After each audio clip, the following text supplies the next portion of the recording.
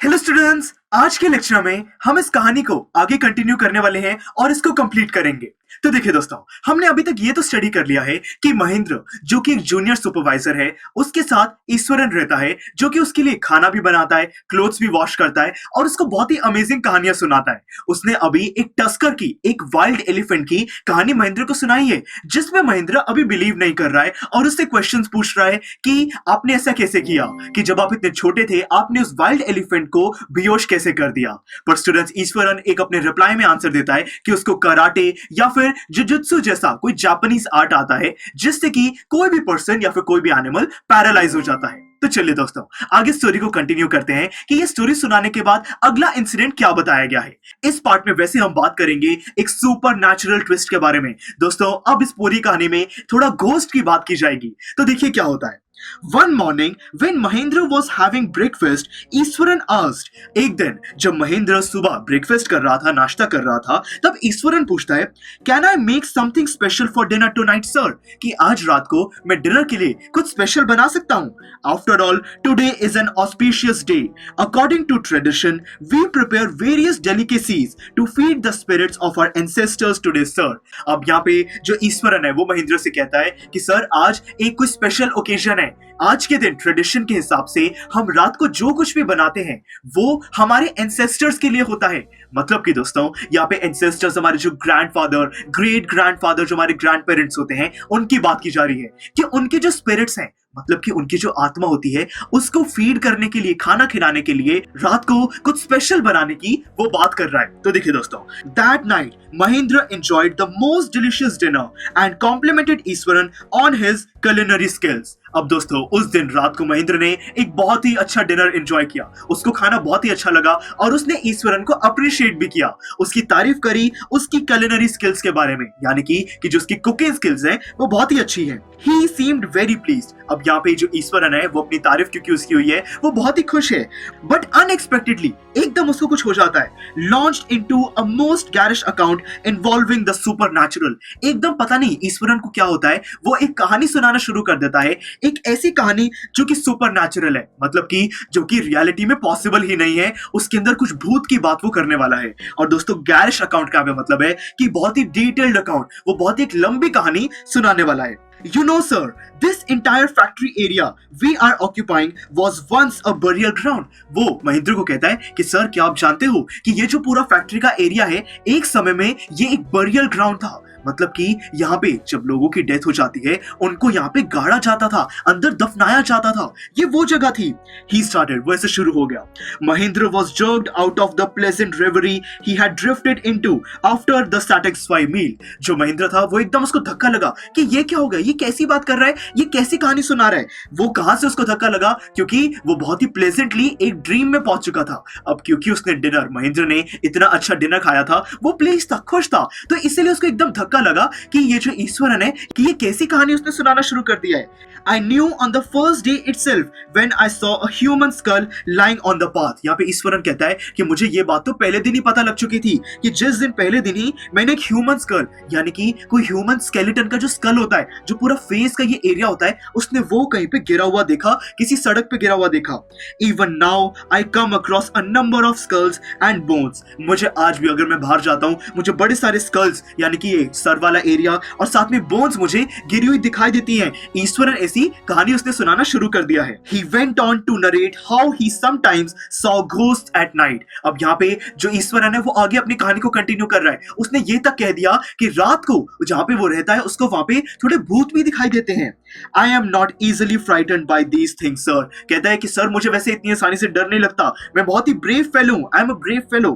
But one horrible ghost of woman which appears off and on at midnight during the full moon, it is an ugly creature with matted hair and a shriveled face। वो अब किसी एक ghost को, किसी भूत को describe कर रहा है कि सर, यहाँ पे कोई एक हॉरिबल घोस्ट है, कोई वुमेन है जो कि मुझे बड़ा परेशान करती है। जिस दिन फुल मून वाली नाइट होती है उस दिन वो कभी आती है कभी नहीं आती। यहाँ पे ऑन और ऑफ की बात की गई है। उसके फेस को भी डिस्क्राइब किया गया है कि उसके जो हेयर्स हैं वो बहुत ज्यादा डेंस हैं। यहाँ पे मेटेड का मतलब है कि उसके बहुत डेंस हेयर्स हैं, विद श्रिवल्ड फेस, यानी कि उसके फेस पे बहुत सारे रिंकल्स हैं, वो बूढ़ी कोई औरत है वहां पे, like a skeleton holding a foetus in its arms, वो एक स्केलेटन की तरह है, यानी कि जैसे कि दोस्तों बायोलॉजी लैब में एक पूरा बॉडी का स्केलेटन होता है, बोन्स होती हैं, वो वैसी एक वुमेन लगती है जिसके हाथ में एक फीटस है, मतलब कि कोई न्यूली बॉर्न बेबी है, कोई छोटा सा बच्चा है जो कि उसने हाथ में पकड़ा हुआ है। दोस्तों वो पूरे सीन को डिस्क्राइब कर रहा है कि जो ईश्वरन है उसको रात को वो फुल मून नाइट पर भूत कैसा दिखाई देता है।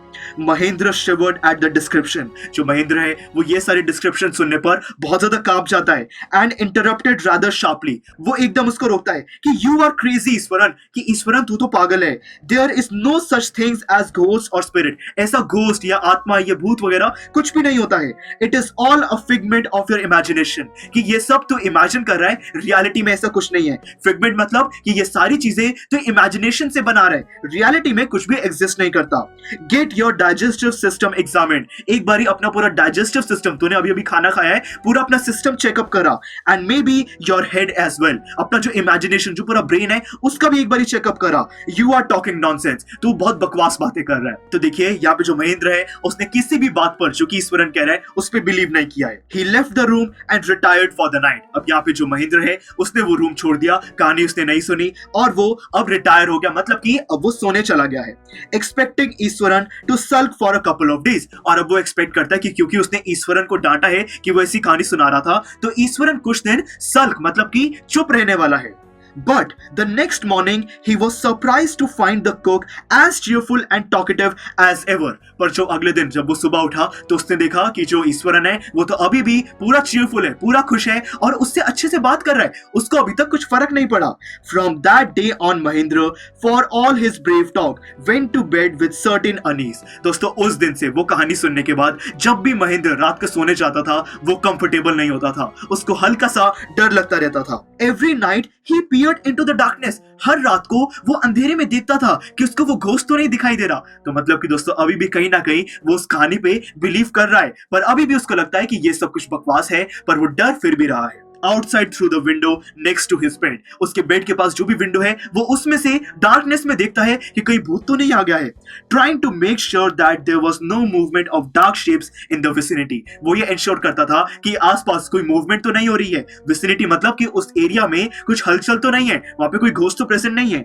But he could only see a sea of darkness with twinkling lights of the factory miles away, पर उसको कुछ नहीं दिखाई देता था, सिर्फ फैक्ट्री की कुछ दूर बड़ी दूर लाइट्स होती थी, उसको वो ट्विंकल करती हुई दिखाई देती थी, मतलब कि कुछ भी वहां पे अजीब सा उसको नहीं लगा। He had always liked to admire the milk white landscape on full moon night। दोस्तों अब यहाँ पे जो मून है उसको लैंडस्केप से कंपेयर किया गया है कि जब भी कोई फुल मून डे होता है उस दिन वो व्हाइट फुल मून डे को देखना यहाँ पे महेंद्र को बहुत अच्छा लगता था। But after hearing Eswaran story of the female ghost he avoided looking out of his window all together when the moon was full, पर जब से उसने ईश्वरन की वो कहानी सुनी है कि फुल मून नाइट पर कोई भूत आ जाता है तो इसीलिए तब से उसने उस फुल मून को देखना बंद कर दिया है, उसको डर लगता है। फिर दोस्तों देखिए आगे क्या होता है। One night, Mahendra was woken up from his sleep by a low moan close to his window। अब दोस्तों एक दिन क्या होता है कि जो महेंद्र है वो रात को सो रहा है, उसको थोड़ी सी कुछ आवाज आती है, मोन मतलब उसको कोई साउंड सुनाई देती है विंडो के पास से। At first, he put it down to a cat prowling for mice। उसको लगता है कि कोई कैट है, कोई बिल्ली आई है जो कि प्रे के लिए ढूंढ रही है, prowling मतलब कुछ खाना अपने आसपास ढूंढ रही है। But the sound was too guttural for a cat। But फिर उसको रियलाइज होता है कि जो साउंड है वो कोई कैट जैसी तो नहीं है, ये तो बहुत ज्यादा एक हार्श साउंड है। गटरल मतलब कोई हार्श साउंड, ये कैट जैसी प्यारी सी साउंड तो नहीं है।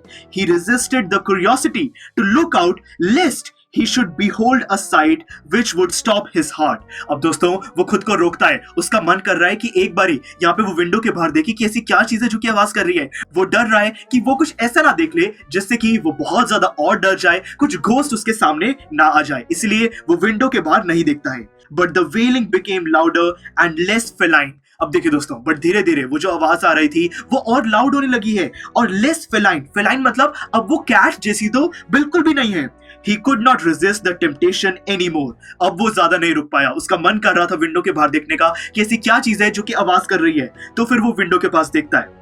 Lowering himself to the level of the window sill, he looked out at the white sheet of moonlight outside. वो फिर विंडो के बाहर देखता है कि वहां पे मूनलाइट है, पूरा व्हाइट एक मून उसको दिखाई दे रहा है। There, not too far away, was a dark cloudy form clutching a bundle. अब दोस्तों उसको थोड़ी दूर कुछ एक डार्क क्लाउड जैसा दिखाई देता है। दोस्तों कुछ क्लाउड जैसा, कुछ वहां पे धुंधला उसको कुछ ऐसा दिखाई देता है जिसने हाथ में कुछ पकड़ा हुआ है, कुछ बंडल पकड़ा हुआ है। बेसिकली दोस्तों उसको वहां पे वो घोस्ट दिखाई देता है। देखिए वो डिस्क्रिप्शन में बताया गया था, वहां पे ईश्वरन ने उसको बताया था कि फुल मून नाइट पर कोई एक ऐसा घोस्ट आता है, कोई वुमन जिसने अपने हाथ में एक छोटे बच्चे को पकड़ा हुआ है, तो उसको वैसा ही कुछ वहां पे धुंधला धुंधला दिखाई देता है। Mahendra broke into a cold sweat. Mahendra बहुत ज्यादा घबरा जाता है, उसको पसीने आने लगते हैं। And fell back on the pillow. वो एकदम धक्के से पीछे हो जाता है, विंडो सिल से हट जाता है। Panting, वो बहुत तेज से अब सांस लेने लगता है, घबरा चुका है वो।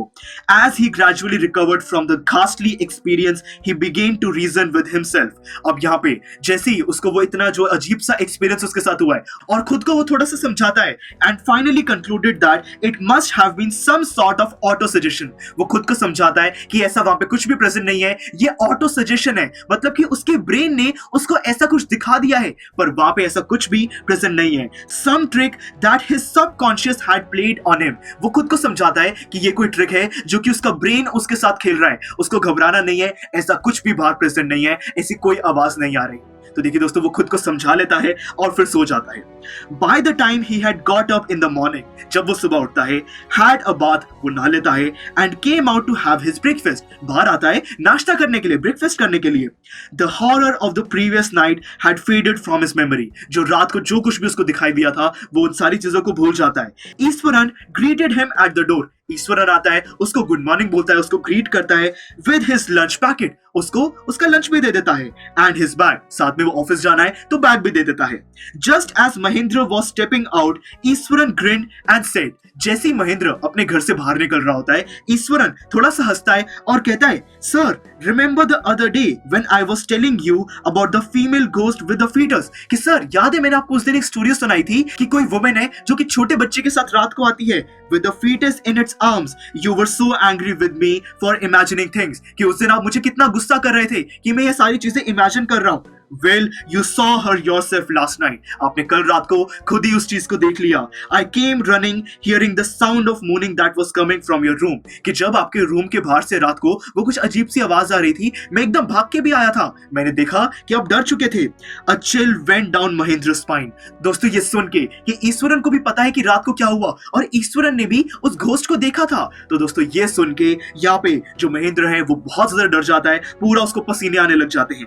He did not wait for Eswaran to complete his sentence. वो बिल्कुल भी वेट नहीं करता कि ईश्वरन क्या कह रहा है, वो एकदम वहां से भाग जाता है। He hurried away to his office. वो ऑफिस चला जाता है and handed in his papers. वो ऑफिस में कुछ पेपर्स दे देता है, resolving to leave the haunted place the very next day. वो वहां पे रिजाइन कर देता है, मतलब कि उस घर छोड़ के, उस जॉब को छोड़ के वो वहां से चला जाता है। तो बेसिकली दोस्तों जब महेंद्र को पता लगता है कि वो जो प्लेस है वो हॉन्टेड है, तब वो ये सोच के कि वो भूत सच में था, ईश्वरन ने भी उसको देखा है, वो वहां से चला जाता है, अपनी जॉब से रिजाइन कर देता है, वो हॉन्टेड प्लेस छोड़ देता है। तो देखिए दोस्तों यहाँ पे हमारी ये कहानी खत्म हो जाती है। तो देखिए अगर ये मैं कहानी को एनालाइज करूं तो यहाँ पे ईश्वरन ने जो घोस्ट वाली कहानी सुनाई थी वो रात को वैसे सच में हुआ, वहां पे जो महेंद्र है उसने इस चीज को एक्सपीरियंस किया। तो ऐसा हम कह सकते हैं कि जो ईश्वरन है वो जो भी कहानियां सुनाता है वो सच्ची है। या फिर दोस्तों इसकी एंडिंग को आप इस तरीके से भी सोच सकते हो कि यहाँ पे जो ईश्वरन है वो मजाक कर रहा था। हो सकता है कि जो ईश्वरन हो वही वो अजीब सी आवाजें निकाल रहा हो, अपनी जो स्टोरी है उसको रियलिटी में कन्वर्ट करने की कोशिश कर रहा हो और असलियत में कुछ भी ना हो। तो बेसिकली दोस्तों यहाँ पे राइटर ने आर.के. लक्ष्मण ने इस स्टोरी में एंड में नहीं बताया है कि ये सच में हुआ था या फिर ये सब कुछ महेंद्र इमेजिन कर रहा था। दोस्तों ये चीज मैं आपके ऊपर छोड़ता हूं। अब आप सोचिए कि आपको क्या लगता है कि ये स्टोरी सच में सही थी, क्या सच में वो प्लेस हॉन्टेड था या फिर ये सब कुछ ईश्वरन और जो महेंद्र है उसकी इमेजिनेशन है। तो चलिए दोस्तों यहाँ पे हमारा ये चैप्टर कंप्लीट होता है। आई होप कि अब आपको इसमें कोई डाउट नहीं है, आपको ये काफी इंटरेस्टिंग लगा। तो दोस्तों इस चैप्टर के एंड में कुछ बैक एक्सरसाइज के क्वेश्चंस भी हैं, ये मैं आपको रिकमेंड करूंगा कि आप इन सारे क्वेश्चंस को भी जरूर सॉल्व कीजिएगा। Thank you for watching. Students, I am sure आपको ये वीडियो बहुत पसंद आया होगा। तो इसी तरह से इंटरेस्टिंग तरीके से अगर आप सारे कॉन्सेप्ट्स, थ्योरीज, डिफरेंट चैप्टर समझना चाहते हैं तो डाउनलोड करिए पीयूस्टैक ऐप, क्योंकि इस ऐप पर आपको बहुत कुछ मिलेगा। सैम्पल पेपर्स हो, टिप वीडियोस हो, different lectures, back exercise solutions, बहुत कुछ। So what are you waiting for? Download Pustack app.